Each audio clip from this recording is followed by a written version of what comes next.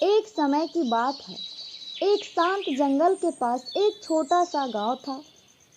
गांव के एक किनारे पर रघु नाम का एक साधारण और नेक दिल आदमी रहता था। रघु को प्रकृति से बेहद प्यार था और उसकी सुबह हमेशा पक्षियों की चहचहाहट सुनकर के शुरू होती थी। खास करके वह एक कोयल की मधुर आवाज का दीवाना था, जिसे वह कुकू नाम से बुलाता था।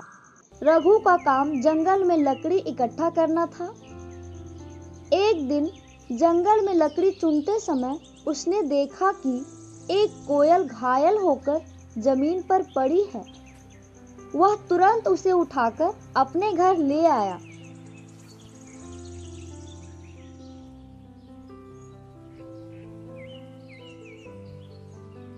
और उसकी देखभाल करने लगा। धीरे धीरे कुकू कोयल ठीक हो गई और उसके साथ रघु की गहरी दोस्ती हो गई। रघु और कुकू कोयल का रिश्ता अलग था। वह हर सुबह अपने मधुर आवाज से रघु को जगाती और दिन भर वे एक दूसरे का साथ देते। रघु जंगल में काम करता और कुकू उसके कंधे पर बैठकर गाते रहती। मैं हूँ कुकू कोयल, गाती हूँ सुंदर मीठा मीठा गाना।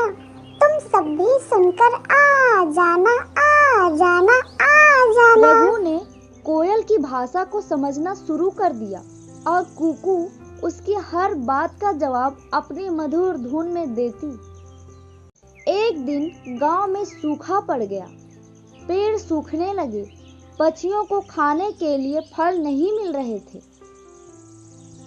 और रघु को भी अपनी जरूरतें पूरी करने में मुश्किल होने लगी। गांव के लोग परेशान थे और कुछ लोगों ने यह कहना शुरू कर दिया कि यह सब जंगल के पक्षियों के वजह से हो रहा है। वे पक्षियों को गांव से भगाने की योजना बनाने लगे।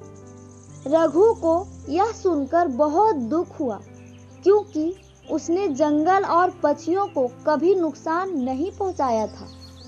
उसे यह डर सताने लगा कि कहीं गांव वाले उसकी प्यारी दोस्त कुकू को भी नुकसान न पहुंचा दे। जब रघु यह सब सोच रहा था, तब कुकू ने उसे सांत्वना दी। उसने अपनी मधुर आवाज में गुनगुनाना शुरू कर दिया। रघु ने उसकी आवाज को समझने की कोशिश की और कुकू ने उसे बताया कि जंगल के पास एक गुप्त जगह है, जहाँ एक पुराना कुआं है, जिसमें मीठा पानी भरा है। अगर गांव वाले उस पानी का इस्तेमाल करें, तो उनका सूखा खत्म हो सकता है। रघु ने बिना समय गवाए गांव वालों को यह बात बताई, लेकिन कोई उसकी बात मानने को तैयार नहीं था। सभी ने इसे एक कहानी समझकर नकार दिया। फिर रघु ने अपने दोस्त कुकू की मदद ली। कुकू ने गांव में जाकर अपनी मधुर आवाज में गीत गाना शुरू किया। मैं हूँ कुकू कोयल, गाती हूँ सुंदर मीठा मीठा गाना। तुम सब भी सुनकर आ जाना, आ जाना, आ जाना। और रघु के साथ मिलकर गांव के लोगों को उस कुएं तक ले आई। जब गांव वाले ने कुएं का मीठा पानी देखा, तो वे हैरान रह गए। उन्होंने तुरंत कुएं से पानी निकालना शुरू किया और गांव की फसलें फिर से हरी भरी हो गई।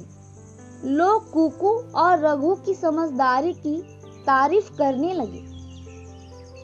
अब रघु और कुकू की दोस्ती की चर्चा पूरे गांव में होने लगी और गांव वालों ने जंगल और उसके पक्षियों की कद्र करना शुरू कर दिया।